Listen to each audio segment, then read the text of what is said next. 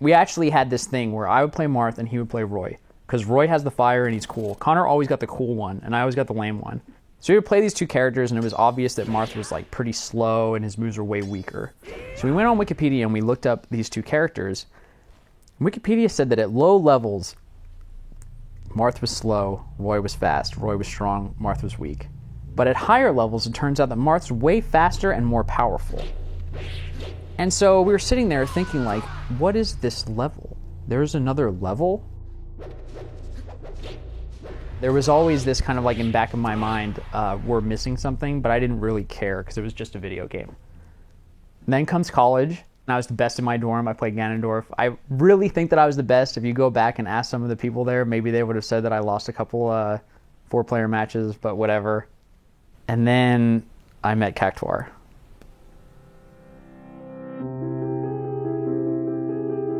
I didn't even play him, but he was there, like, destroying everybody, of course. I mean, at that point, he was actually like a top 20, top 50 player in the nation, probably in the world. And so there were people who played with him and knew, like, some amount of the advanced tech, and, you know, you just walk over there and lose to literally everybody.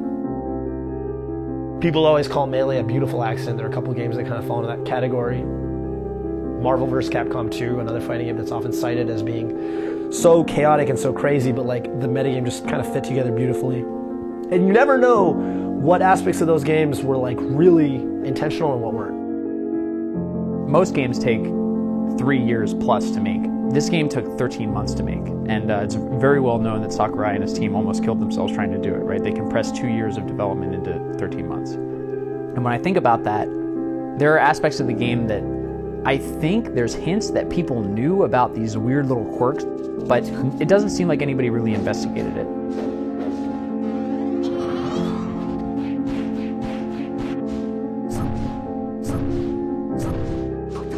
The directional air dodging, if you hit the ground at an angle, you can actually slide along the ground. And that's called a wave dash if you do it right as soon as you leave the ground. Yeah, that's actually crazy. You're sliding across the stage. Let's use Shine with Fox or Falco and immediately wave dash after it. And it's like, whoa.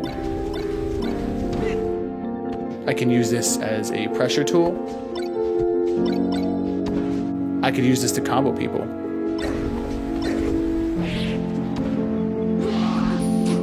It's not there out front. You know, these aren't things you see in the manual. These things were discovered.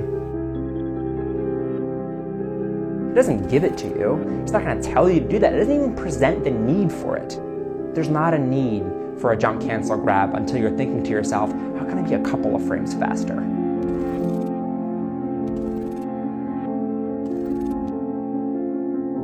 These people are moving faster than you. You need to find some way to keep up. All the old tricks aren't working anymore. As more and more people started to integrate that stuff, we realized that you pretty much do need to do that to stay competitive with everyone else.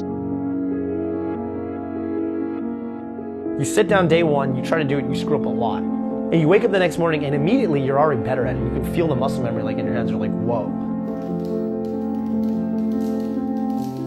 You feel like you leveled up. And unlike in an RPG where your character levels up, it's like you yourself leveled up, so you can really feel it, and you're like, whoa, like my hands have this new power. It's like a secret code put there for us to figure out. It's a different game you're playing all of a sudden. If Melee was intended to be competitive at all, then you would think that a lot of this stuff they put in on purpose, but it wasn't intended to be competitive. Was this stuff put in on purpose, or was it just a product of a great physics engine and some stuff just happened by accident that happened to be really advanced and good for competitive play? It's an enigma. Melee is just a beautiful enigma.